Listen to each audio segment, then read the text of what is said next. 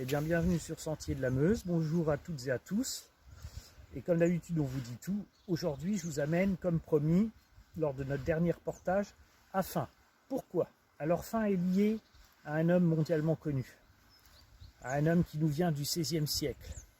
Si je vous dis qu'il a été apothicaire, médecin, mage, astronome, voyant, astrologue, vous avez deviné?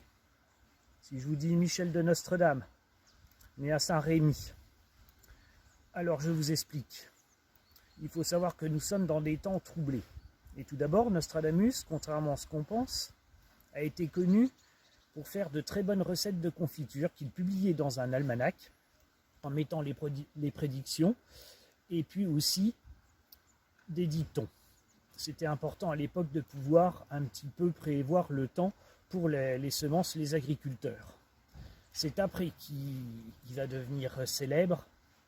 Je ne vais pas refaire l'histoire complète, mais nous sommes dans des périodes très difficiles. La peste frappe.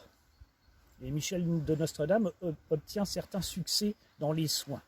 Alors il est appelé à Bar-le-Duc. Histoire ou légende, légende ou histoire. Alors on le sait dans les écrits qu'il a fait un passage à Bar. Et puis ensuite, il est demandé par le seigneur de Florainville, seigneur de Fain, pour soigner sa femme, mais sans grande conviction. On se demande même s'il n'y a pas d'arrière-pensée, car il faut savoir que, contrairement à ce qu'on pense, Nostradamus ne faisait pas totalement l'unanimité, et il y avait des jalousies, car il était le voyant préféré de Catherine de Médicis, la régente.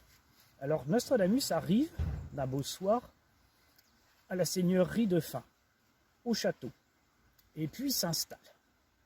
Et déjà, le seigneur a dans l'idée de le mettre au défi. Comment va-t-il s'y prendre? Eh bien, il discute avec Nostradamus et quelques nobles du secteur. Et puis, lui vient une idée. Il lui dit, en disant, demain, je vais organiser un beau banquet. Et puis, tiens, je vais faire des cochons. Alors, il lui dit, tiens, vous voyez, il y a deux cochons. Là, il y a le noir et puis là, il y a le blanc. Vous allez me dire lequel qu'on va manger. Alors, Nostradamus lui dit, ce sera le noir. Le seigneur de Florainville jubile secrètement. Il va passer une bonne nuit, parce qu'aussitôt, il donne des ordres au maître de cuisine. Il lui dit, tu me tueras le